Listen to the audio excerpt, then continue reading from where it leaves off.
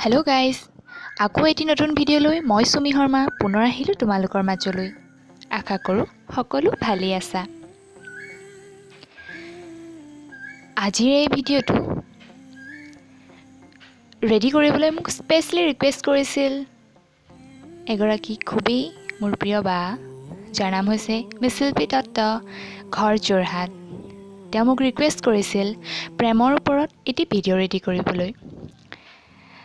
তেওঁৰ ৰিকুৱেষ্টটো একচেপ্ট কৰি মই ৰেডি কৰিলোঁ এটি ভিডিঅ'।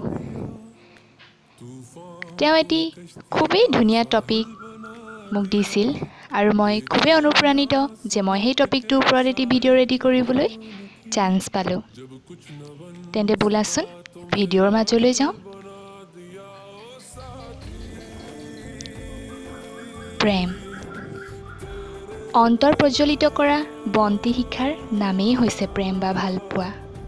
প্ৰেম মানেই স্বাৰ্থশূন্যতা। প্ৰেমেই প্ৰেমক জন্ম দিয়ে। প্ৰেম, ভালপোৱা শব্দটোটি শুনিলেই যেন কিবা উৎফুল্লিত হৈ পৰে মন প্ৰাণ। সকলো ব্যক্তিয়েই জীৱনত এবাৰ নহয় এবাৰ প্ৰেমত পৰেই। মানৱীয় জীৱনৰ চিৰন্তন সত্য, ইয়াক কোনেও অস্বীকাৰ কৰিব নোৱাৰে। প্ৰেম মানেই দুটি আত্মাৰ মিলন। প্ৰেম মানেই দুটি মনৰ মিলন। প্ৰেম মানেই একো নোকোৱাকৈয়ে এজনে আনজনৰ সকলো কথা বুজি পোৱা। প্ৰেম মানেই অনবৰতে হাঁহি বিৰিঙি থকা মুখখনত মৌনতাৰ কাৰণ বিচাৰি পোৱা। প্ৰেমটো সকলোৱেই কৰে, কিন্তু এই কথাও সঁচা যে কেতিয়াও কোনো ব্যক্তিৰ প্ৰথম প্ৰেম সফল নহয়। সঁচা ভালপোৱা সদায় আধৰুৱাই হৈ থাকে। মানৱীয় জীৱনৰ ই এক বিষাক্ত সত্য, ইয়াক আমি মানি ল'বই লাগিব। আৰু কি জানা, প্ৰেম সদায় একপক্ষীয়হে হয়। মানে মই ক'ব খুজিছোঁ যে আমি প্ৰায়েই দেখিবলৈ পাওঁ ন, কেতিয়াবা ছোৱালীজনীয়ে যদি ল'ৰাজনক লাইক কৰে তেতিয়া ল'ৰাজনে নকৰে, ইগন'ৰ কৰিব ধৰে। আৰু যদি ল'ৰাজনে ছোৱালীজনীক লাইক কৰে তেতিয়া ছোৱালীজনীয়ে ইগন'ৰ কৰিব ধৰে।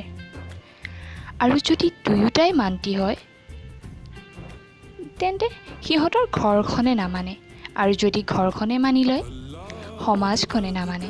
সেয়েহে মই কওঁ প্ৰেম সদায় একপক্ষীয় হয়, ই কেতিয়াও সম্পূৰ্ণ নহয়।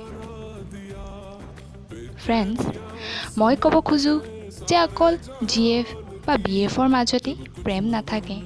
আমাৰ জীৱনত বহুত এনেকুৱা ব্যক্তি আছে যাক আমি ভাল পাওঁ।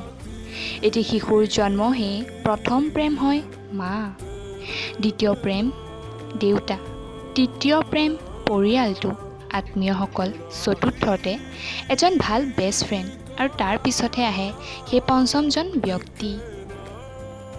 প্ৰেম, ভালপোৱা আমাৰ জীৱনৰ এটা অংগ, যাৰ অবিহনে আমি জীৱন যাপন কৰিব নোৱাৰোঁ। গতিকে সকলোৰে অন্তৰত প্ৰেম অবিৰতভাৱে বৈ থাকক। সকলোৱে মনৰ ইচ্ছাৰে বিচৰাখিনি পাওক। সদায় হাঁহি মুখেৰে থাকক আৰু আমাৰ সমাজত প্ৰেমক অমৰ কৰি ৰাখক। Thank you so' much.